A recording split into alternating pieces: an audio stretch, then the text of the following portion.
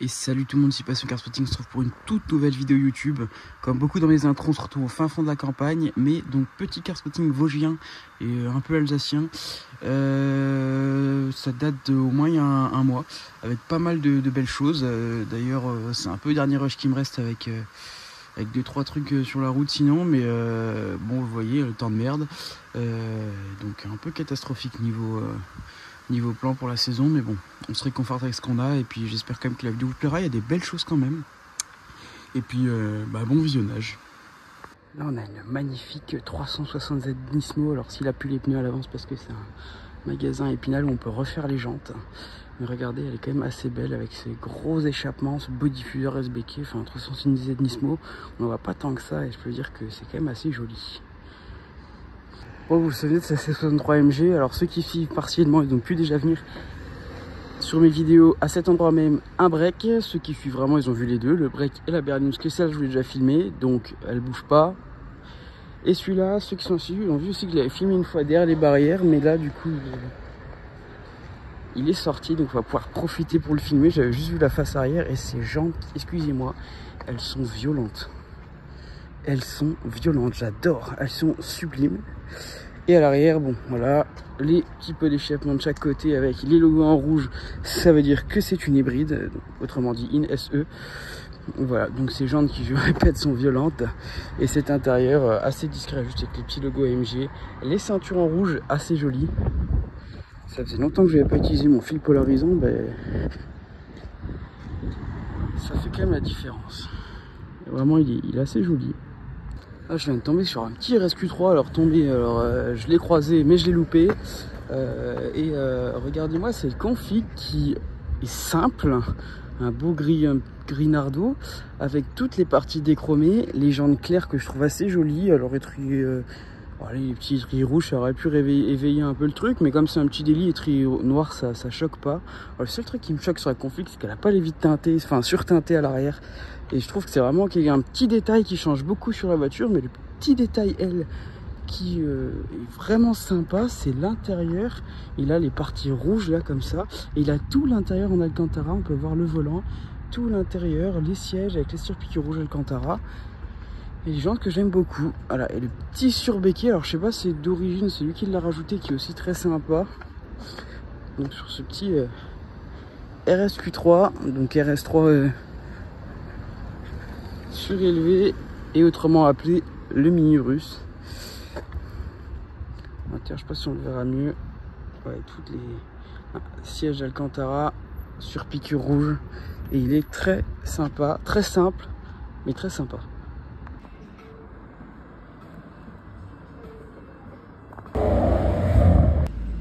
Là on se retrouve avec une très belle Porsche 992 phase 2, alors 991 plutôt, 992 c'est les nouvelles en phase 2, on la reconnaît avec les beaux feux sur les 991 comme ça.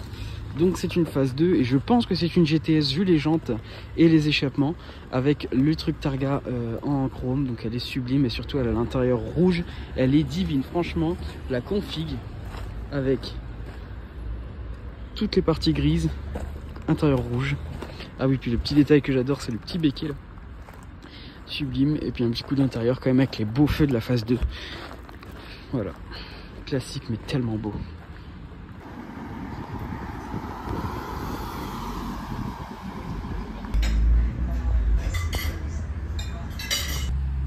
Là on a une magnifique Maserati couleur un peu champagne. Alors c'est, je sais plus, il y avait les 3200 GT avec les phares en boomerang, et avec les gros feux je sais plus ce que c'est, mais elles sont juste sublimes. À l'intérieur un peu bordeaux, voilà, et elle est très très belle. Bon, toujours la même Mustang bien vénère avec le kit complet Maxton. On voit le logo juste ici de Maxton. Si vous ne connaissez pas, c'est une marque polonaise qui font des kits pour voitures qui sont assez connus dans le milieu. Avec les petits détails en rouge, elle est assez vénère. Regardez ici, on a une sublime Lotus Evora GT 430. Elle est magnifique. Sublime voiture.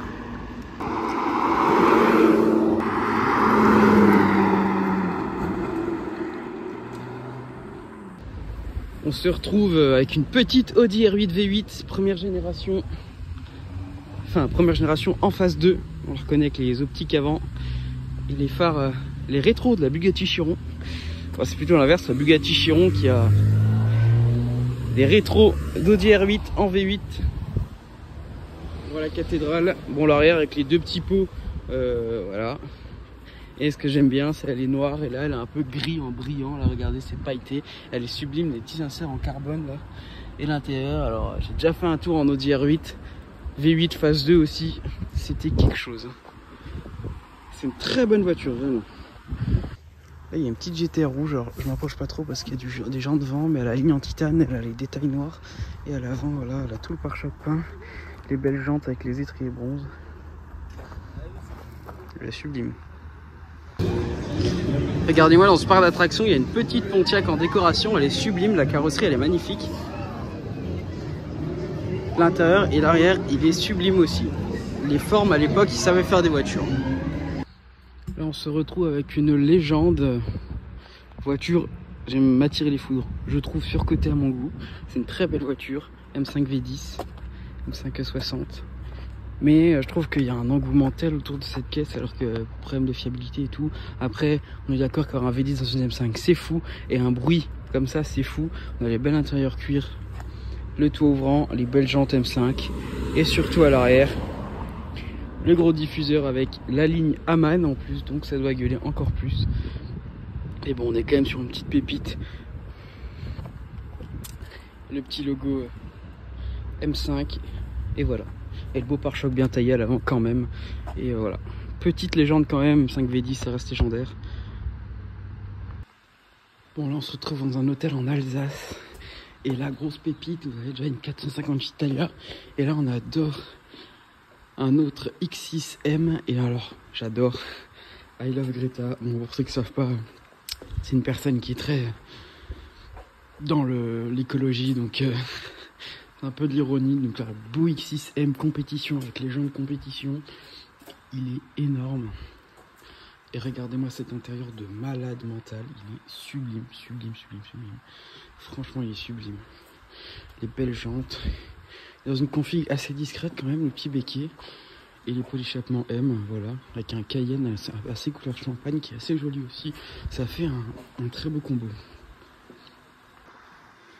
Et là on continue avec la 458 Italia, dernier V8 atmosphérique. La cathédrale de V8 atmosphérique.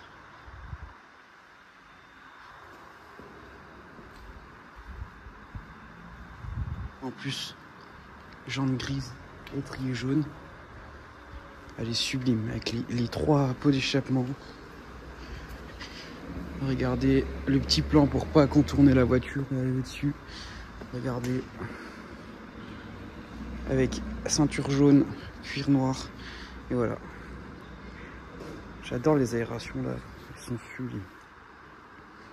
Elle est magnifique.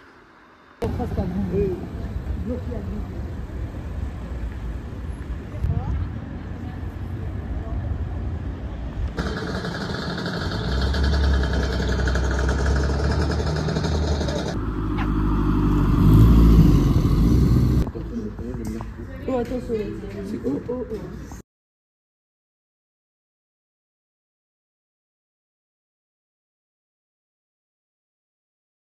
Et des coutumes en trop peu.